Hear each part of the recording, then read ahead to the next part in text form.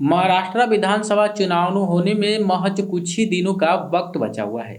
सभी सियासी दलों या कहे राजनीतिक पार्टियां दमदार रैली और चुनाव प्रचार की होड़ में लगी हुई है और सभी इसे लेकर के काफी एक्टिव भी है। इसी बीच शिवसेना यूपी के नेता और पूर्व सीएम उद्धव ठाकरे के बेटे आदित्य ठाकरे ने चुनाव प्रचार के दौरान एक ऐसा बयान दे दिया है जिसके चलते सियासी गलियारों में बवाल मचा हुआ है।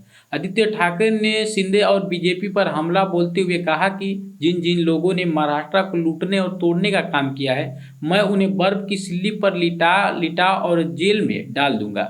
मैं आपको यह वचन देता हूं। आदित्य ठाकरे ने कहा, पिछले 2 साल में बीजेपी ने झगड़ा लगाने की बहुत कोशिश की, लेकिन हम नहीं टूटे, क्योंकि महाराष्ट्र धर्म जानता है हम और यही है आगे लेकर के चलना है।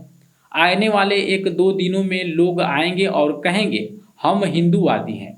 मैं कहता हूं कि हाँ, हम हिंदूवादी हैं। हमारा हिंदुत्व और बीजेपी का हिंदुत्व अलग है। आदित्य ठाकरे ने कहा कि बीजेपी का हिंदुत्व घर जलाता है और हमारा हिंदुत्व चूल्हा जलाता है।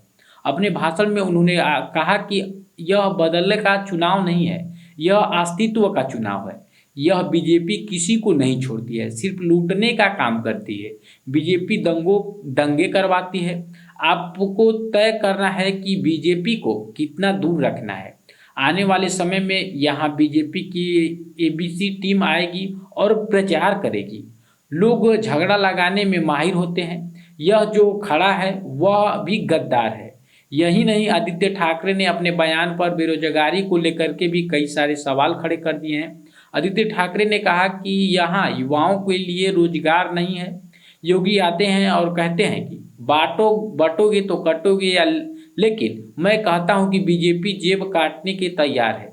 हमारे हिंदू धर्म का मतलब है हाथ में काम और दिल में राम। तो हमारी संस्कार आएगी। ऐसे में युवाओं को रोजगार उपलब्ध कराना ही एकमात्र लक्ष्य होगा। आपको बता दें कि भाग्यखाला सीट पर भी शिवसेना सिंधी के यामिनी जाधव और शिवसेना यूपी के मनोज जसमुत के बीच सीधा मुकाबला है, मगर इस सीट पर मुस्लिम मतदाताओं को भी बड़ी संख्या है, इसलिए 10 मुस्लिम प्रत्याशी भी मैदान में है। अगर मुस्लिम वोट बटे तब व्यापारी वर्ग के वोटर्स की भूमिका बढ़ जाएगी। ऐसे में यामिनी जाधव को कैंपेन में मारवाड़ी गुजराती मतदाताओं को रिझाने पर खास जोर दिया जा रहा है। इस समुदाय के बड़े बीजेपी नेता भी उनका साथ दे रहे हैं।